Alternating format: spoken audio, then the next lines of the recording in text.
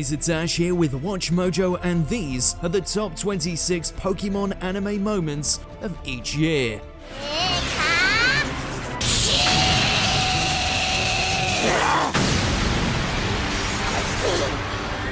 That's right, for this list, we're looking at the most memorable, nostalgic, or cool scenes from every year Pokemon has been on the air.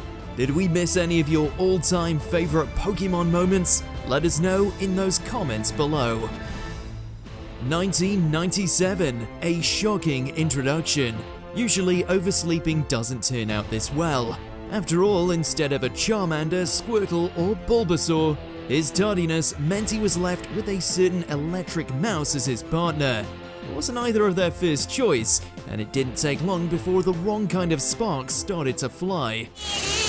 It's also known as electric mouse. It's usually shy, but can sometimes have an electrifying personality. But after a few Spearow pecked away at their reservations, the two became the very heart and soul of the whole franchise.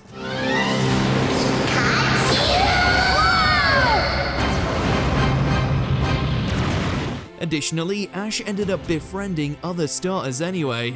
That, plus his and Pikachu's esteemed track record, means it's safe to say his starter pick was for the best. They'll encounter fantastic friends, evil enemies, and meet creatures beyond their wildest imagination. 1998, Charizard soars.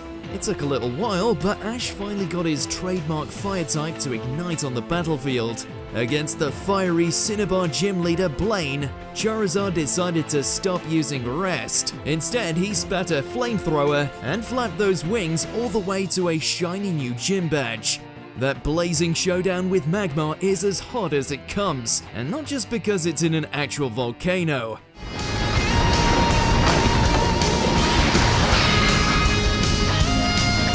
However, the real novelty of this fight is finally seeing Ash earn Charizard's respect. Even though it didn't last, this glimpse of what the pair could accomplish summed up the best parts of Pokemon training with one red-hot duel.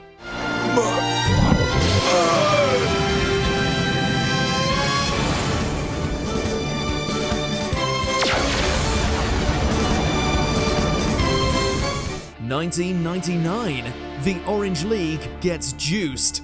There'd never been a fight quite like this, and that's no hyperbole. Ash's trek through the Orange Archipelago culminated in his first ever full 6-on-6 battle against the supreme leader of the league, no less. Yeah, you could say it was worth the wait. Even Ash's impressive lineup couldn't fully subdue Drake's powerful team, especially his Dragonites.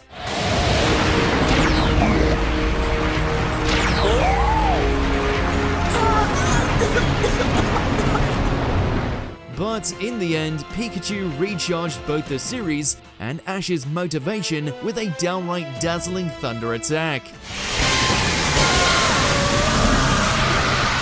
It was more than just a trophy though. After the crushing defeat at the Indigo League, this was just what Nurse Joy ordered to convince both fans and Ash that the journey wasn't over yet. 2000, Cyndaquil fires up. Ash has no shortage of iconic fire types up his sleeve, but there's always room for one more, especially when they're this adorable. At first, the wannabe Pokemon Master wanted the Johto starter just like everyone else, but after some welcome character growth, Ash decided to put the Pokemon's needs first.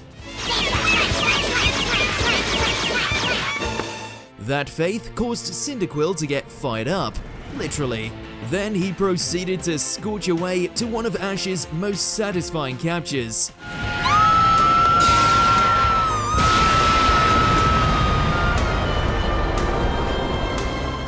He didn't just nab them on with a stray ball, he truly earned its love and respect. With that kind of bond, it's no wonder they roasted the competition in their first battle together. 2001, Ash vs Misty, Round 2. Even though the Pallet Town hopeful left Kanto with a Cascade badge in tow, he never actually finished his match with the Cerulean City gym leader.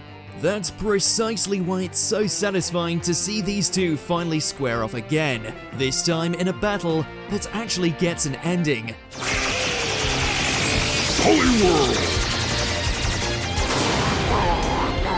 Their hot-headed rivalry makes this an instant standout, especially since it nets Misty a rare win.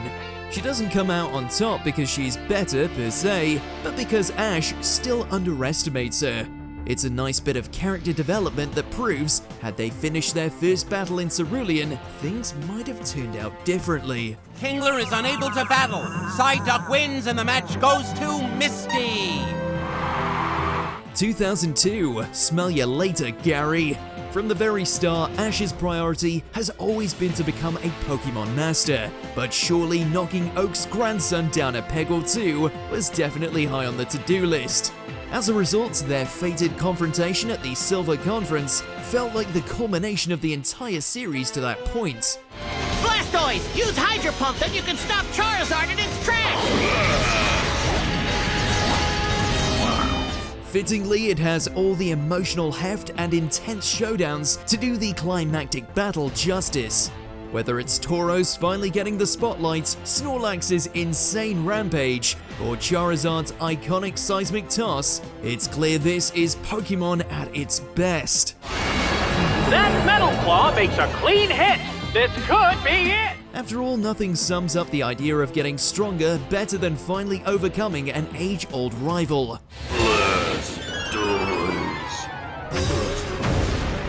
2003, a Misty forecast. Hoenn was the very first region Ash explored without the aid of his famous red-headed companion. Good news, she still found a way to splash onto the scene for a worthy reunion. Bad news, it got crashed by some very nasty people looking for her Togepi. The conflict kickstarted a riveting two-parter that could have kept interest afloat even without Misty's welcome return. But thanks to Togepi's long-awaited evolution, this feels like a satisfying curtain call for all of Misty's contributions to the series.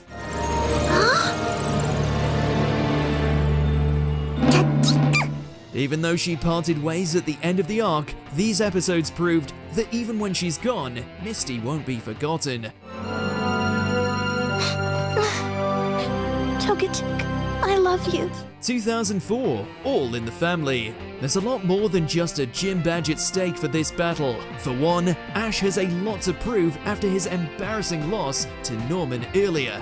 But the real heart of the conflict doesn't belong to him, or really on the battlefield at all. Roll! Vines! Roll!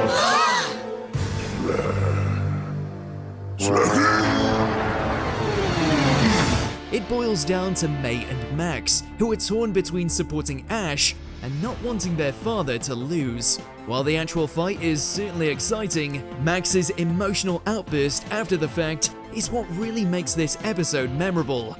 Oh, thank you, Norman. No way! It's a rare instance of a gym fight putting character above action, and it pays off with one of Ash's most emotional wins in any region. And that's much more important than any badge.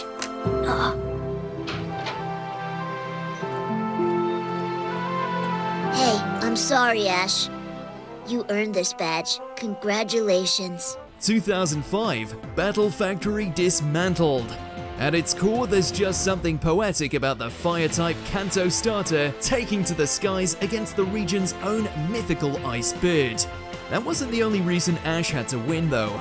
In his home region, with one of his earliest companions by side, this was his chance to prove if he was capable of challenging the battle frontier. Charizard! Hit it with Flamethrower again! Nolan didn't make it particularly easy, that's for sure. He set a tall reputation for the league by matching Charizard blow for blow, despite Articuno's type disadvantage.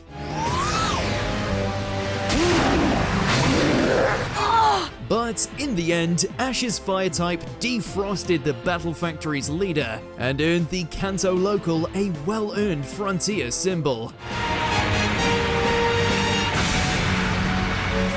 2006, the final frontier. Even by the end of the Hoenn region, Ash had amassed a pretty impressive collection of partners. But still, there may not be a more iconic lineup than Pikachu, Charizard, Squirtle, and Bulbasaur. After 2 devastating losses to Brandon, it's incredibly fitting that Ash looked to the past to help him move forward.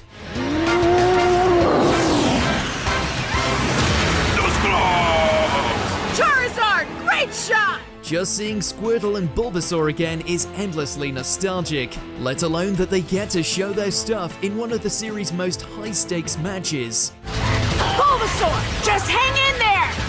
But of course, it's Pikachu who comes in clutch with a last-minute Volt Tackle that toppled Regice, Brandon, and the whole Battle Frontier in one glorious strike.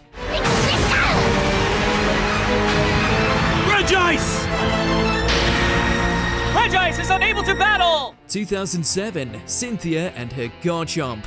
Apparently, Paul skipped the day at trainer school where they explained how powerful a regional champ really is. On reputation alone, this fight's over before either call their first Pokemon, and nothing Paul does can change that.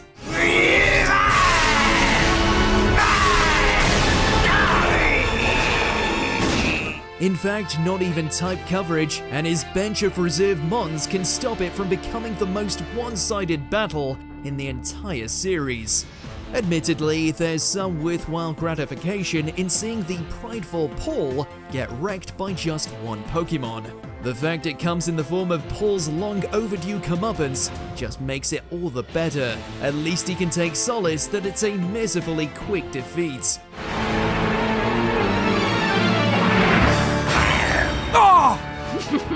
2008, May or May Not. Ash and his friends have always had a murky relationship with the passage of time, so it's refreshing when the show decides to actually acknowledge character growth.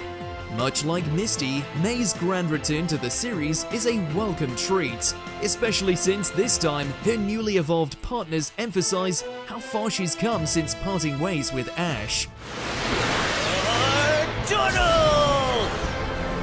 This is amazing! However, in doing so, it also highlighted how much further Dawn had to go. It led to some fantastic character development for Ash's Sinnoh companion that builds to an exciting battle against May. Piplup, no! It looks like that secret power has Piplup paralyzed!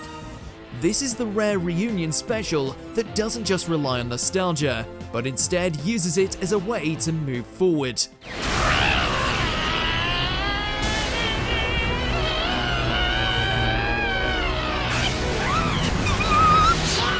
2009, Sayonara Cyrus. In the end, Team Galactic technically won, or at least partially. Despite the best efforts of Ash, Cynthia, and the others, Cyrus succeeded in using Dialga and Palkia to create a new world. No way! They're here! The only catch is that he was the only one to go there.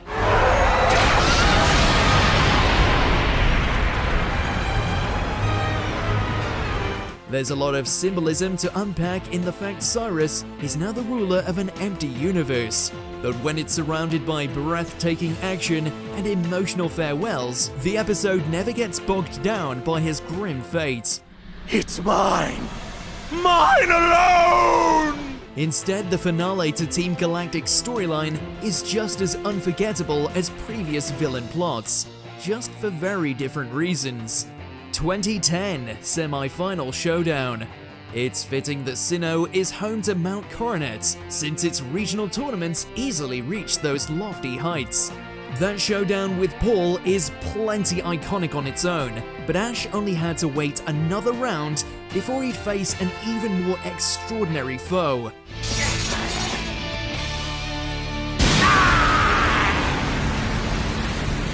The fight with Tobias is, bar none, one of the coolest showdowns from any league ever. Not just because he is a freaking Darkrai, but also because Ash uses one of his most well-balanced teams to date. Now, use Dark Pulse!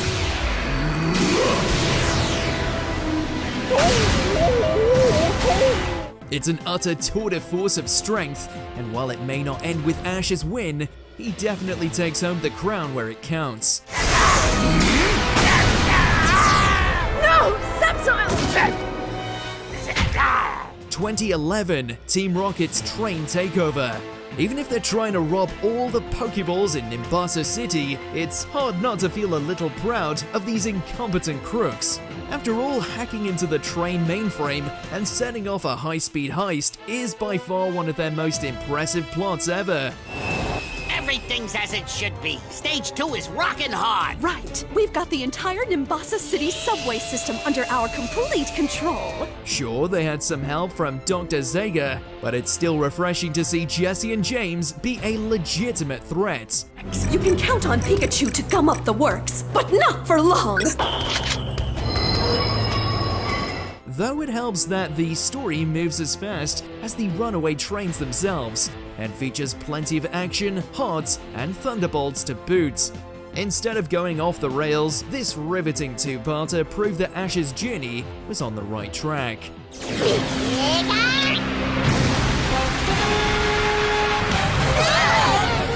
2012, Tripped. At this point, it's practically tradition that Ash faces his rival of the season in the regional league, but it doesn't usually happen in the very first round. So, with no time to loaf around, these rivals cut right to the main event: Pikachu versus Superior. Way to go! The emphasis on speed and mobility added an interesting framework to the fight, especially since it was just a one-on-one. Of course, that's all supercharged by the fact Ash had never truly beaten Trip before. In fact, their battles often ended with his embarrassing defeat. Pikachu! But that just makes it all the sweeter when Pikachu delivers an Iron Tail to end all Iron Tails, finally trouncing Trip where it mattered the most.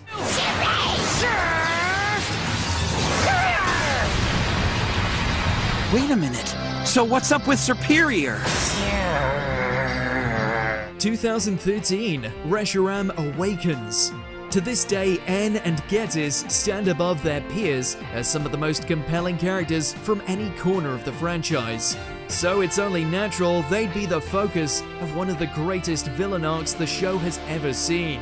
Team Plasma's quest to revive Reshiram has dramatic character conflict, insane action, and one hell of an exciting payoff.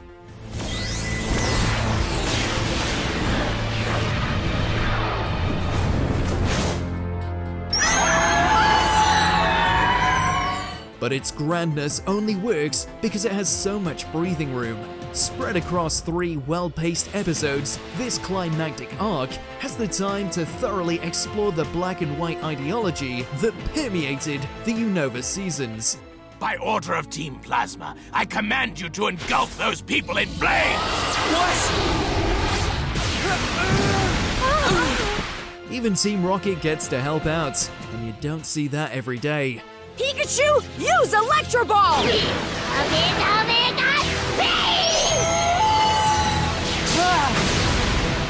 2014, a mega matchup. Appropriately, Shallow City's fighting-type gym leader put up quite the fight against Ash. But what happens in the arena is almost entirely indebted to everything that happened outside of it. Karina and Lucario weren't just your average one-off characters. Instead, Ash and company got to truly bond with them over several episodes. As a result, seeing the pair master Mega Evolution is almost as satisfying as if Ash had done it himself.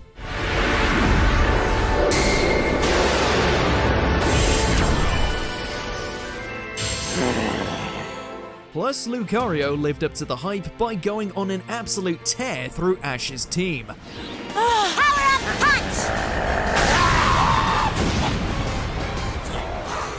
Even outside of the stellar character development, this is easily one of the coolest gym battles in Kalos, if not the whole series.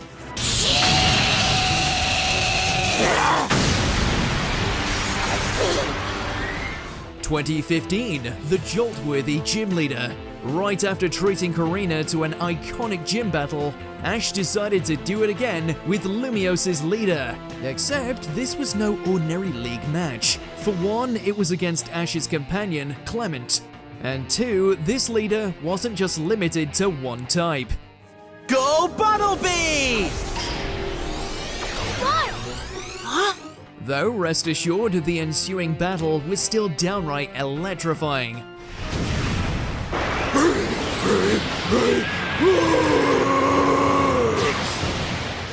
Hawlucha's epic flight nearly steals the whole show, but even that's second to how well Ash utilizes Goodra's unique abilities.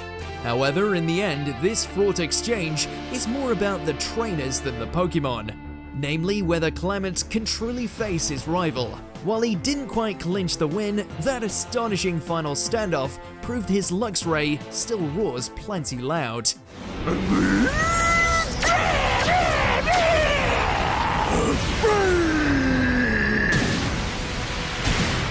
2016 Kalos Finals. This isn't the first time Ash proved himself in a regional league, and it certainly wouldn't be the last. But more than any other tournament, it really felt like he deserved to win this one. It's a surprise thunderbolt from Pikachu! Can Metagross withstand it? Ash's journey across Kalos pushed him to new heights, both as a person and a trainer. Just to prove it, he even unlocked a powerful new form called Ash Greninja.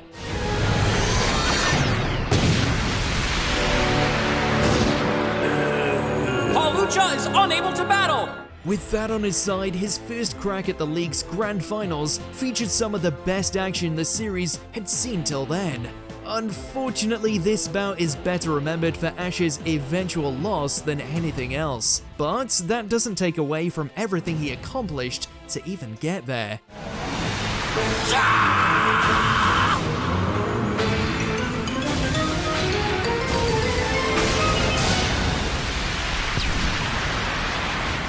2017, old friends and new forms. Even after hundreds of episodes, Pokemon has yet to replicate the special bond between Ash, Misty, and Brock.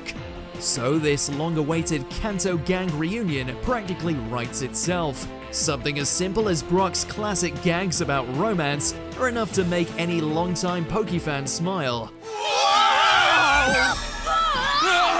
Such a lovely flight attendant in all her radiance! They even send Team Rocket blasting off again, just like old times. This kind of homecoming is only something a show that's been on air for 20 years can pull off. Nice to meet you! I'm Misty, international known beauty. I'm also the Cerulean gym leader. You're a gym leader? I'm Brock, a Pokemon breeder, as well as a Pokemon doctor in training. I'm also the former Pewter gym leader. The pleasure to meet you is mine. Plus, there's no better goodbye than with an outstanding showdown between Pikachu and Misty's Mega Gyarados.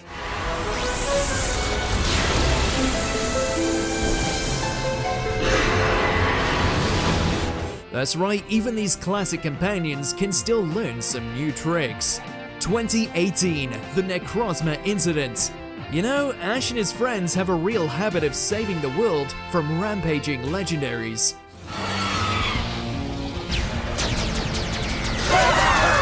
But despite that, it's plain refreshing here that the fate of the region isn't only on their shoulders. At least, not at first.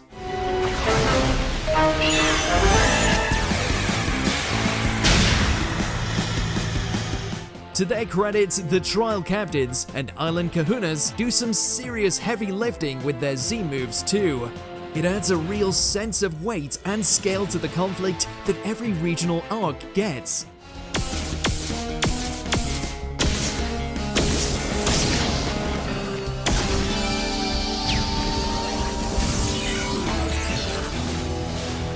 Throw in some welcome bonding for Ash and Gladion, and the flashy final blow hits all the right notes.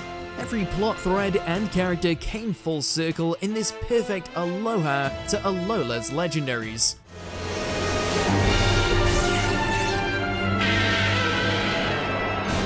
(2019) Alolan League Champ. After 1,000 episodes of continued disappointment, most fans had accepted the fact that this perennial 10-year-old would never achieve his goal, at least not anytime soon. So it put the entire internet into a frenzied uproar when Ash finally won a Pokemon League.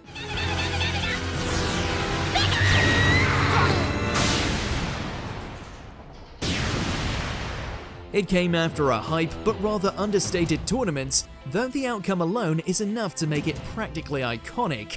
Given the tense rivalry between Ash and Glaceon, having their final match close with a duel of Lycanroc forms just feels right.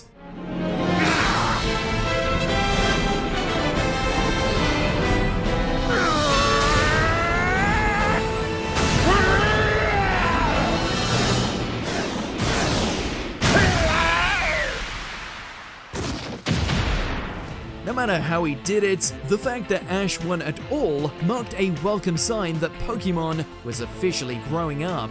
2020, Dragonite spreads its wings. Years after he'd conquered Kanto, Ash finally saw it fit to catch one of the strongest Pokemon from his native region. To be fair, a tournament of the strongest trainers out there is as good a reason as any to catch a pseudo-legendary. What do you say we do some training? Dragonite definitely lived up to its reputation and would go on to become one of Ash's most integral partners in the World Coronation series. But that all started here thanks to a surprising and rather heartfelt bond with a Dragonair. Case in point, the Pokemon evolved to protect Ash, not itself.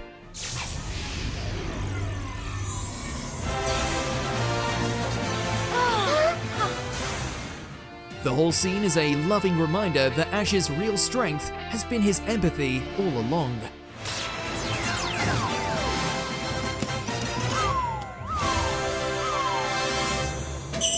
"2021, Iris Unleashed." If history was any indication, the return of Ash's spunky Unovan teammate was more of a matter of when, not if. But when Iris finally appeared for an encore, she wasn't just an average trainer anymore. No, she was the official Unova League champion. アイリスは各地のドラゴン使いと戦い、ドラゴンポケモンに会い学び続けた。そしてポケモンたちを信じ、チャンピオンの座に上り詰めたんだ。On paper, the novelty of a champion versus champion fight is hard to beat. But since the two are also old friends, there's a deeply personal aspect to the duel.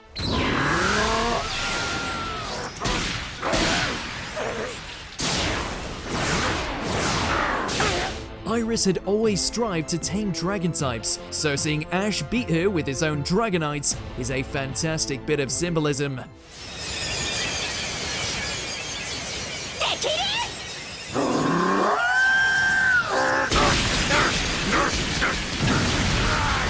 Though what's even better is that this is far from the last time we'd see Iris in the World Coronation series.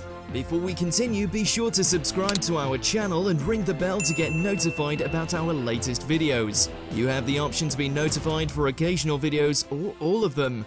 If you're on your phone, make sure to go into your settings and switch on notifications. 2022, Ash, the world champion. For over 25 years, Ash had dreamed of becoming a Pokemon master. And now, by defeating Leon, he's actually done it.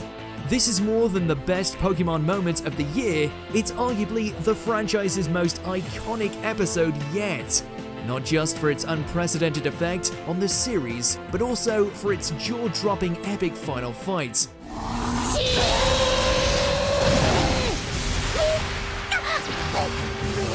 It's got nostalgic callbacks, it's got fantastic animation, and it's got gorgeous music.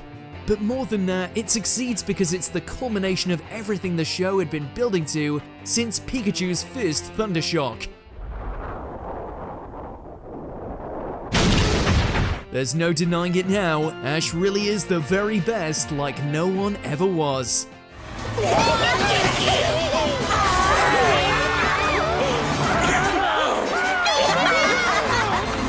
Did you enjoy this video? Check out these other clips from WatchMojo and be sure to subscribe and ring the bell to be notified about our latest videos.